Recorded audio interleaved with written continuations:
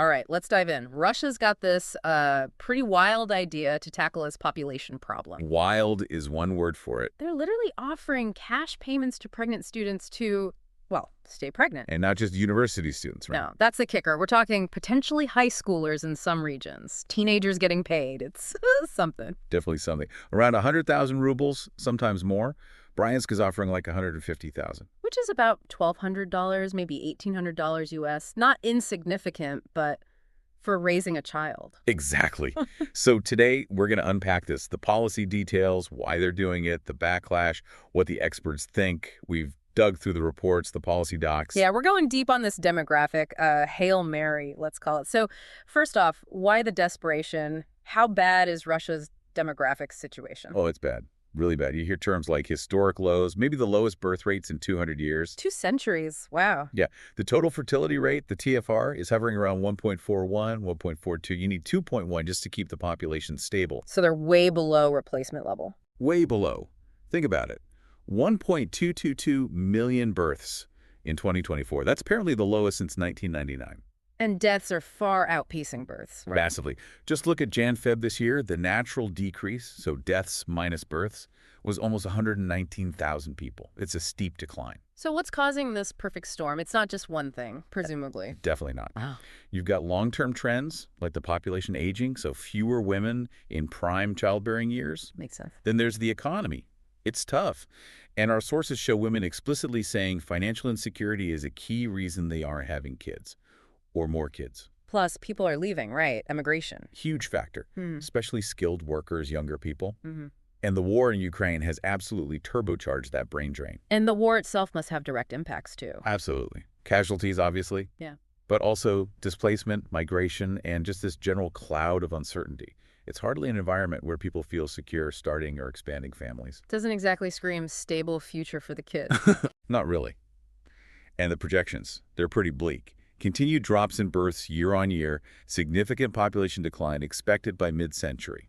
Which brings us back to this creative solution, paying pregnant students. Let's get into the nuts and bolts. Who actually qualifies for this money? Okay, so the core is this one-time payment. Usually 100,000 rubles, like we said, maybe 150K in Bryansk. But it's not uniform across the country at all. A real postcode lottery, then. Pretty much. Initially, it seemed aimed at university and college students, maybe up to age 25, enrolled full-time. But then came the expansion. Exactly. Regions like Oriol, Kemerovo, Bryansk, Voronezh, they broadened it to include minor female students, high schoolers. Still trying to wrap my head around that, paying teenagers. It's definitely the most controversial part, and the rules vary wildly. You generally need to be a full-time student, secondary school, vocational, university. Okay. But when you need to register, the pregnancy differs. Some places say before 12 weeks, others need you to be at least 22 weeks along. Some just say before you actually give birth. And residency. Can anyone just show up pregnant? Not always. Yeah. Some regions, like Karelia or Kemerovo, require you to be a local resident.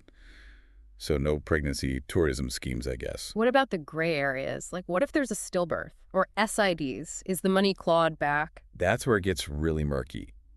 The sources we looked at don't offer much clarity on those tragic situations or on support for mothers of disabled children. And long-term help, childcare, postpartum support, anything. Seems notably absent. The focus is almost entirely on getting that birth registered. It feels very much like, here's cash, good luck. So Oriol kicked this off with the Schoolgirls, and others followed. Oriol seems to be the pioneer for including minors, yeah. Yeah. And reports suggest over 40 regions have adopted some kind of similar measure now. It seems driven by a federal recommendation from the Ministry of Labor. Vintrude. Right. But the regions have significant leeway, hence the variations in who qualifies and how much they get. Which creates these weird inequalities, right? Get pregnant in Bryansk. Get 150K. Cross the border. Maybe only 100K. Or maybe you don't qualify at all if you're still in school. Exactly. It highlights a decentralized approach and maybe hints at some underlying unease or even resistance from certain regional governments about the whole thing. You'd think some might balk at actively incentivizing teenage pregnancy. Or just the cost. So given all this complexity and controversy, what's the official story? How are they justifying this? Well, the big headline is obviously boost the birth rate, stop the demographic bleeding. Putin's been talking nonstop about needing bigger families, criticizing child-free lifestyles. So this fits right into that national priority narrative. Directly. It's framed as a strategic imperative. But there's another layer to it, isn't there? It's a Yeah. sort of softer justification. Yeah, the fallback argument seems to be social support. They position it as helping vulnerable young women, students, and minors who find themselves facing an unplanned pregnancy. Helping them save the child's life and avoid, quote, controversial decisions. The implication being abortion, clearly. So it's painted as this benevolent support measure. Right. The Ministry of Labor pushes this line. The minister apparently linked the subsidy to student status, trying to sidestep the age issue. A neat little semantic trick. And when the criticism inevitably came, officials accused the media of exaggerating, doubling down on the support angle. The Oriole governor even tried to claim initially that there were no eligible minors. Which seems unlikely given the policy itself. Quite. So you have this dual narrative. For the big picture, it's about national demographics.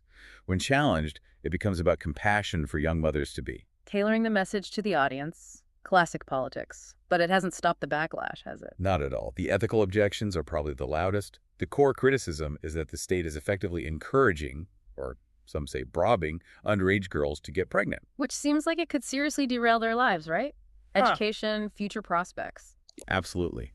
Interrupting education, limiting career paths, potentially locking them into poverty, not to mention the health risks associated with teen pregnancy. And how does this square with the whole traditional values push we hear so much about? That's a huge point of criticism. People are asking, how does encouraging out-of-wedlock births, especially among teenagers, align with promoting traditional family structures? Even figures within the establishment are raising eyebrows. Yes, some Duma members, even voices reportedly linked to the Orthodox Church, are pointing out this contradiction.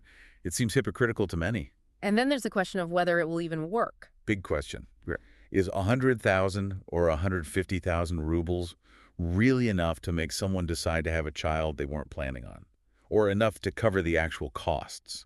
Seems unlikely. It might cover diapers for a year, maybe not exactly a long-term financial plan. Critics argue it's far too small to influence genuine family planning. It's more likely to just affect the timing for those already planning a family, or perhaps attract those already pregnant who need the cash. Or worse, potentially incentivize pregnancies among very vulnerable people purely for the short-term financial gain. That's a serious concern. We're hearing strong dissent from independent demographers, like Alexei Raksha, who basically calls it ineffective and a waste of money. Even within the government. Even within the Duma's own Family Protection Committee. The head, Nina Ostanina, is reportedly against encouraging teen pregnancy, even though she's also against abortion. So it shows the complexity. And whispers of internal government disagreement, too. Reports suggest some internal opposition, yes. It really exposes a split, even among those who want higher birth rates. Some prioritize any birth, while others are concerned about the context, marriage, age, stability. Exactly. It highlights a fundamental contradiction within the state's own ideology, promoting births at almost any cost versus promoting a specific model of family life. Okay, so beyond the ethics and effectiveness debates, what are the potential consequences if this policy continues or expands? Well, first and foremost, the potential negative impact on the young women themselves. We touched on it. Interrupted education, fewer job opportunities, potential poverty traps, the health risks. It doesn't sound like a recipe for empowerment. Hardly. And as for boosting the overall birth rate significantly, most experts seem doubtful. It might cause a temporary bump, as some births happen sooner than planned, but it's unlikely to change the total number of children women have over their lifetimes. So, unlikely to reverse the fundamental trend. Very unlikely. Then you have potential societal distortions. Like what? Well, there's the sensitive issue of ethnic demographics. Similar concerns were raised about Russia's earlier mother capital program. The idea being that it might disproportionately affect birth rates among certain ethnic minority groups? Potentially, yes. If some groups have cultural norms favoring earlier childbearing, the incentive might have a larger effect there than among, say, ethnic Russians in urban areas. This could, unfortunately, fuel existing ethnic tensions. Not ideal. What else? It could also worsen social stratification. If the policy mainly influences decisions in lower socioeconomic groups, it might inadvertently reinforce cycles of poverty rather than creating upward mobility. And the cost. Can they afford this long term, especially if more regions jump on board? That's a big question. We already know some regional leaders have expressed concerns about budget implications for existing programs. A nationwide rollout could be very expensive. Plus, the societal message it sends. normalizing teenage pregnancy. That's a real risk.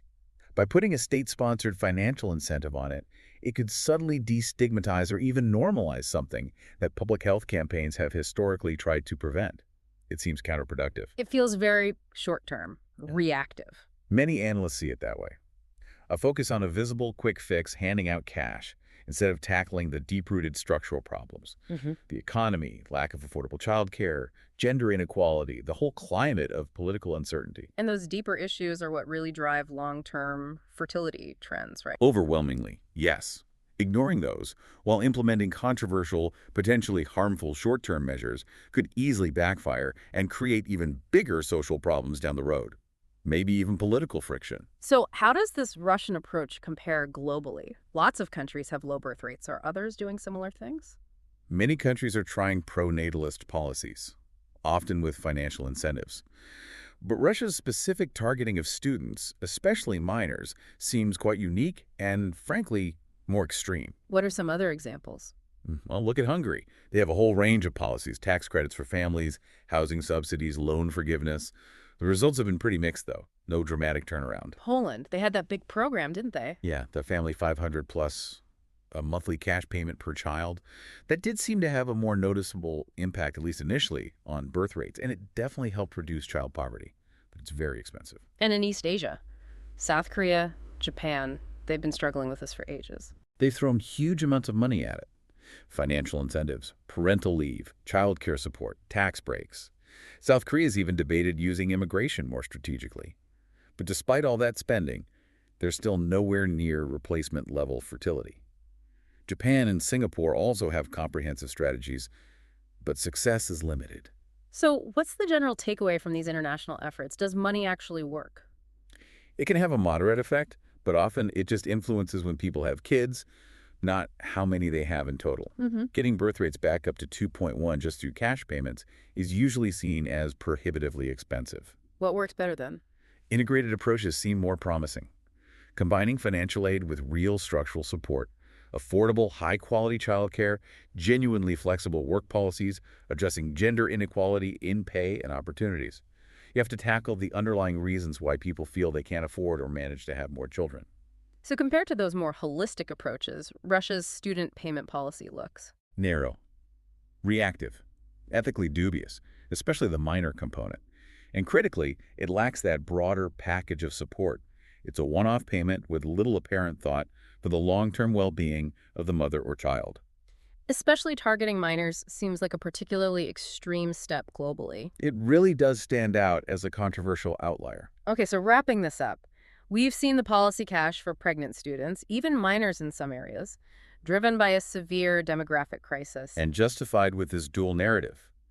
National security and birth rates on one hand, social support for vulnerable young women on the other. But it's sparked huge controversy, ethical objections about underage pregnancy, doubts about whether it will actually work, contradictions with their own traditional values, rhetoric. And significant risks of negative consequences for the young women, for societal equality, maybe even stoking ethnic tensions, all without likely fixing the core demographic problem. So the consensus seems to be this isn't the magic bullet to solve Russia's population decline.